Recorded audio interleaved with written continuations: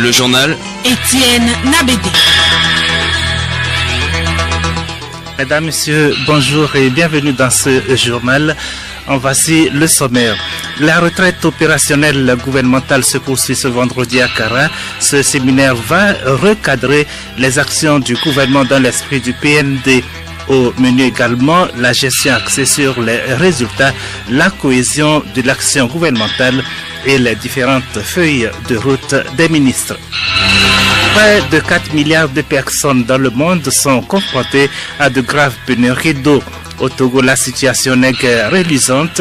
À la veille de la journée mondiale de l'eau ce vendredi, le ministre en charge de l'eau appelle à un accès universel à des installations d'eau potable, d'assainissement et d'hygiène.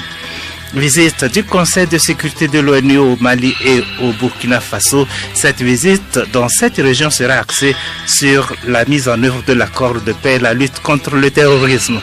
Et puis sport, 6e et dernière journée des éliminatoires CAN Égypte 2019 dans le groupe D. Les éperviers du Togo seront en mission commando ce dimanche à Cotonou face aux écureuils du Bénin.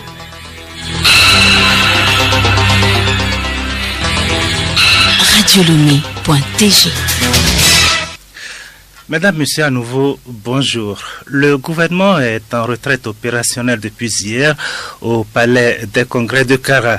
Ce séminaire qui se poursuit aujourd'hui a pour objectif de régler la musique gouvernementale et de faire en sorte que chacun des ministres ait parfaitement à l'esprit sa partition.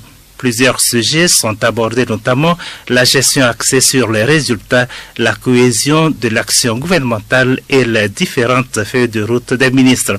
Il faut rappeler que le 27 janvier dernier, l'acte 1 a permis de définir les bases de collaboration et surtout de repréciser les principaux défis qui attendent le nouveau gouvernement quelques jours après l'adoption par le Parlement de la déclaration de politique générale.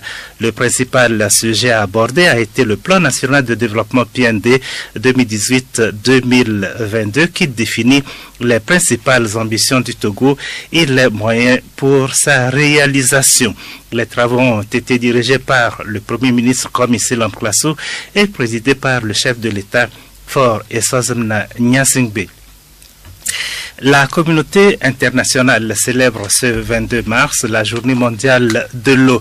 Cette 26e édition est placée sous le thème « Ne laissez personne de côté ». Au Togo, la célébration officielle s'est déroulée autour de 2 panels et avec une série de communications sur l'importance de la préservation de cette denrée quasi indispensable à la vie. Amara Moussa. Le premier panel s'est focalisé sur la thématique eau et assainissement pour tous, ne laisser personne de côté, alors que le second, lui, s'est intéressé aux cadres juridico-techniques et coopération entre les acteurs du secteur de l'eau au Togo. Les 8 communications objets des 2 panels ont permis aux participants représentant toutes les couches sociales de parcourir ensemble les différentes initiatives en matière de l'approvisionnement en eau potable, d'en identifier les avancées puis les défis qui restent encore à relever. Les partenaires techniques et financiers qui accompagnent le Togo dans l'atteinte de l'axe 6 des ODD qui consiste à assurer d'ici à 2030 l'accès de tous à l'eau et une gestion durable des ressources en eau saluent les efforts du gouvernement togolais. Fatah Salami, représentant de l'UNICEF à la cérémonie.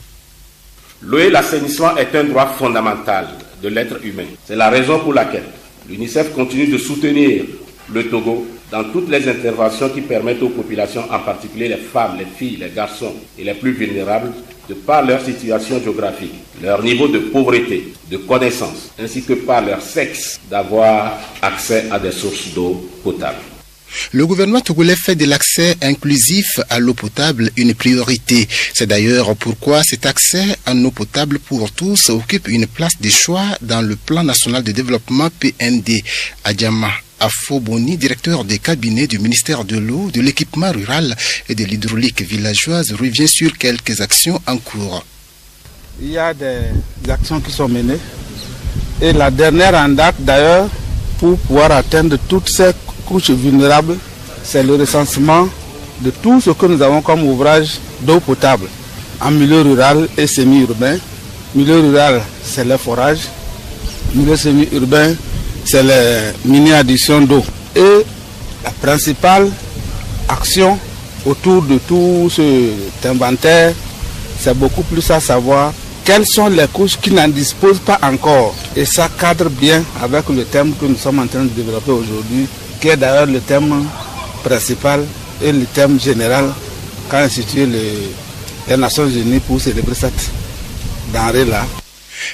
Le taux de couverture en eau potable au Togo est passé de 30% en 2005 à plus de 54% aujourd'hui. Merci à toi, Amara Moussa. Le Togo veut atteindre un taux d'électrification de 50% à l'horizon 2020 et de 100% en 2030 à base des énergies renouvelables. L'Agence togolaise d'électrification rurale et des énergies renouvelables, AT2R, échange à cet effet depuis ce matin avec les acteurs du sous-secteur des énergies renouvelables. C'est dans le cadre des ateliers régionaux de 2 semaines lancés ce vendredi à Lomé. Hélène Assabi. Oui, il s'agit à travers ces ateliers régionaux qui vont se dérouler dans les 5 régions du Togo de susciter l'adhésion et l'engagement des acteurs locaux dans la mise en œuvre de la stratégie d'électrification au Togo.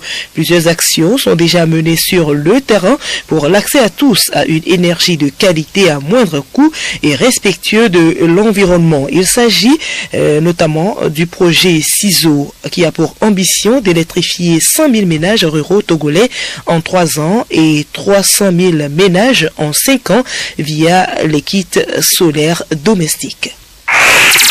Écoutez Radio Lomé sur le web, sur le www.radiolomé. La 6e édition du Festival des Arts de Défalé se tient du 4 au 6 avril prochain sur 3 sites, à savoir Lomé, Kara et Défalé. L'annonce en a été faite hier à Lomé lors des journées portes ouvertes. Des innovations de taille sont à l'ordre du jour pour attirer plus de public vers Défalé. Yakubu Wahabou et Yao Kamake. Nous reviendrons probablement sur cet élément au cours de cette édition. Aider les femmes à se prendre en charge et à mieux appréhender leur importance dans la société, c'est ce qui se cache sous le programme Les femmes émergent. Le projet a été officiellement lancé ce vendredi à Lomé sous l'initiative de la GATT, entendez Association des anciens bénéficiaires des bourses de l'ambassade des États-Unis avec l'appui de la dite ambassade. La représentante de GATT, Grace Kodjou, nous en dit plus sur le programme.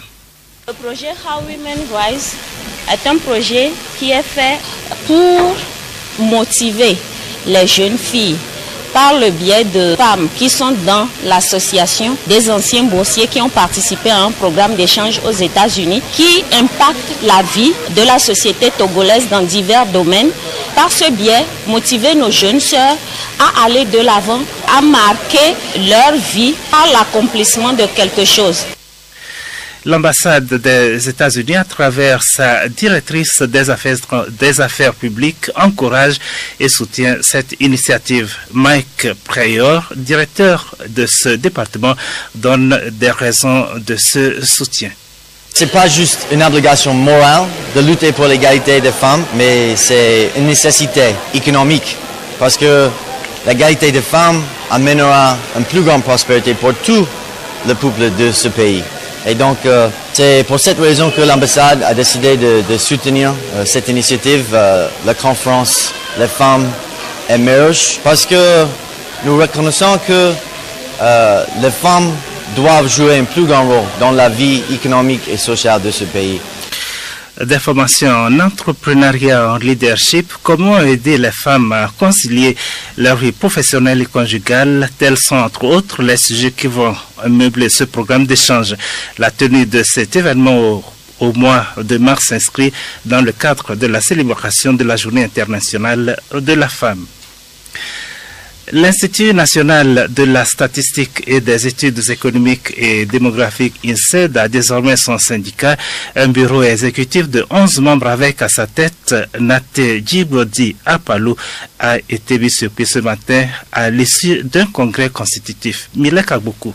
Amener tous les agents de l'Institut national de la statistique et des études économiques et démographiques (INSEAD) à mieux s'organiser pour connaître et défendre leurs droits et devoirs et aussi pour mieux contribuer à la réalisation des missions de l'Institut. Voilà le bien fondé de ce premier congrès statutaire qui a porté un secrétaire général élu à la tête de son bureau de 11 membres, dont 4 femmes. Naté Djibodi Apalo. Nous savons tous que nous avons 2 problèmes au Togo concernant le monde syndical. C'est-à-dire, nous n'arrivons pas à participer en tant que tel. Donc, nous souhaiterons sensibiliser davantage les camarades à prendre à bras le corps le monde syndical, à participer pleinement. Donc, la sensibilisation. Ensuite, la formation. Nous devons d'abord connaître nos devoirs, puis étudier les tests au niveau de notre institut. Nous devons connaître les lois et les règlements de notre institut. Enfin, réclamer nos droits. Les semaines culturelles, nous y sommes depuis quelques jours. Les apprenants, tous degrés confondus sur l'ensemble du territoire national, ont délaissé livres, cahiers et toute autre matière didactique pour des retrouvailles récréatives. Les semaines culturelles, avantages et inconvénients, c'est un magazine de Luc Eyazima Perret, présentation Yao Kamake. Nous sommes en pleine période des semaines culturelles dans les établissements scolaires, une occasion pour les élèves de se divertir et de mettre aussi en valeur leur talent dans divers domaines de la culture. Ce mercredi, le lycée 1 d'Adido Gomé, dirigé par Batoma Donkila Malou, a lancé sa semaine culturelle, comme dans tous les autres établissements scolaires du Togo. Que comprend du terme semaine culturelle et quel intérêt en tire-t-on? Le censeur Kunkum Bodjolole du dit lycée répond. La semaine culturelle est une institution même de l'État et depuis 1975, lors des réformes de l'enseignement au Togo, le ministre Yaya Malou avait instauré la semaine culturelle par les élèves, pour les élèves, avec les enseignants et même avec les parents. Nous ne sommes pas de la même culture et vous dire que c'est un moment du donner et du recevoir. Oui, c'est un moment du donner et du recevoir, mais il faut aussi un bon encadrement. Censeur Kunkum Bodjolole. Lors de la semaine culturelle, les membres de l'encadrement, nous souffrons beaucoup. Parce que la semaine culturelle, actuellement, ça annonce aussi les enfants comme un déchaînement. Ils vont sortir de l'encadrement et aller faire au-delà le tour de l'école. Des dérapages, certes, mais il y a des activités qui meublent normalement la semaine culturelle. Kanabo Kofi, président du comité d'organisation. Il y a certaines activités que nous devons obligatoirement organiser. On ne parlera plus de journée culturelle.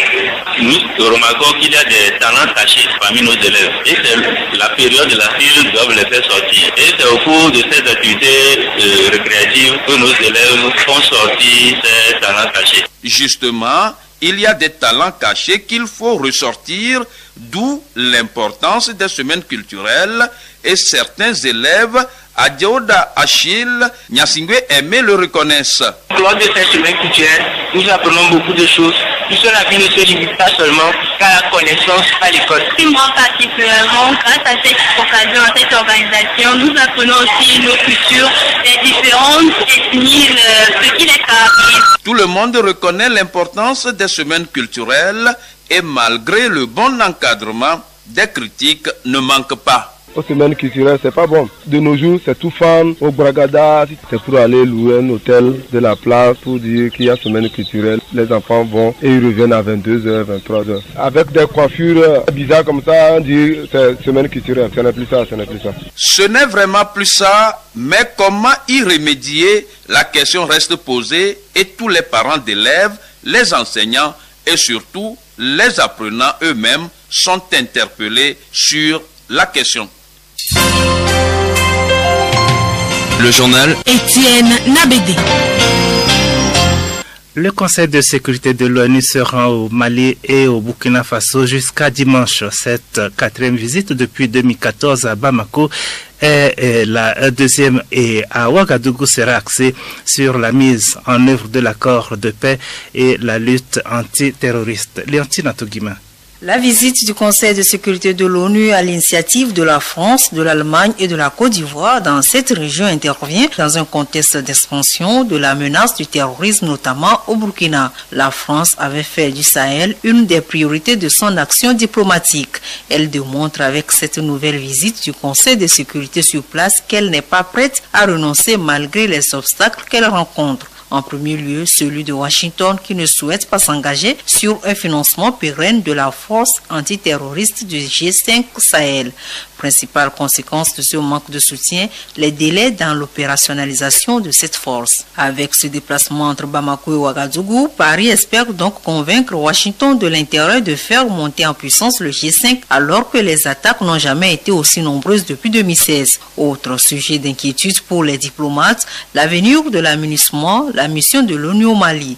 Son mandat arrive à échéance en juin prochain et les Américains ont déjà laissé entendre qu'ils pourraient demander une réduction des troupes. Ces discussions seront au centre d'une réunion ministérielle à New York autour du ministre français des Affaires étrangères Jean-Yves Le Drian le 29 mars prochain.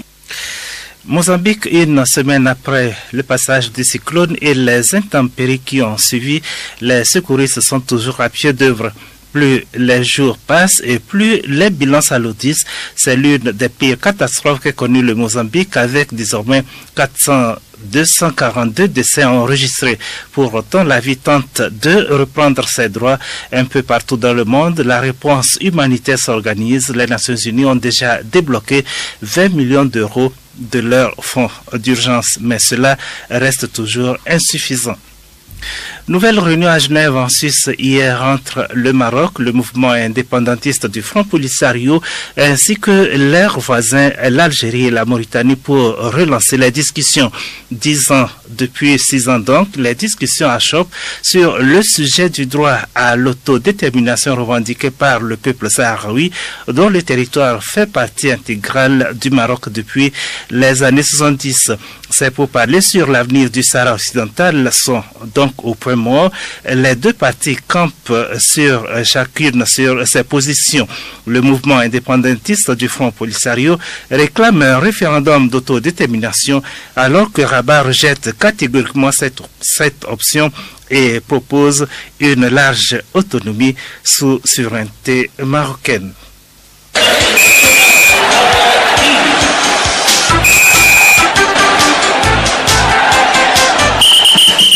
Du sport football, la 6e et dernière journée des éliminatoires CAN Égypte 2019. Dans le groupe D, les éperviers du Togo jouent leur qualification ce dimanche à Cotonou face aux écureuils du Bénin. Henri Otiocho.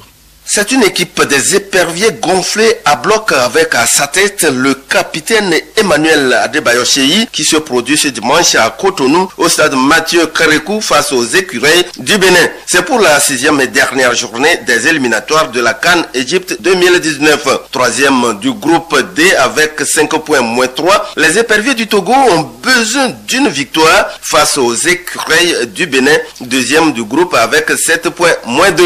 Ceci pour pouvoir aller en Égypte cette année.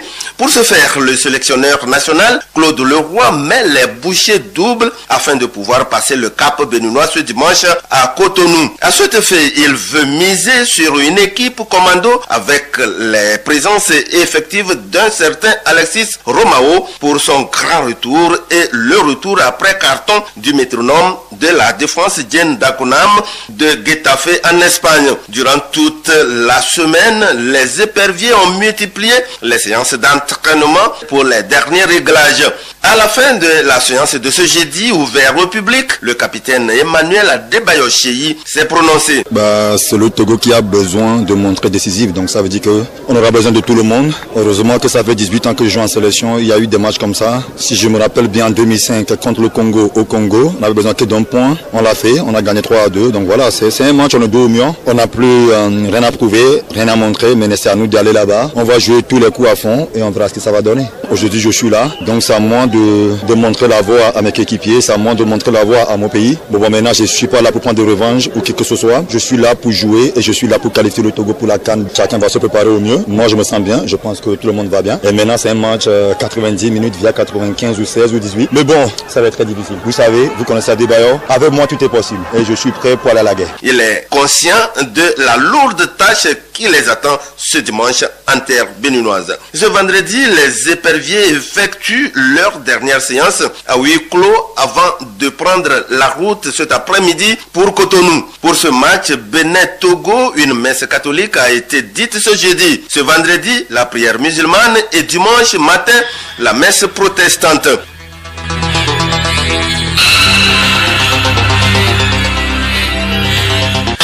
Mesdames et messieurs, c'est la fin de cette édition. Bonne chance aux éperviers. Quant à vous, retrouvez-nous à 14h pour un survol de l'actualité nationale et internationale.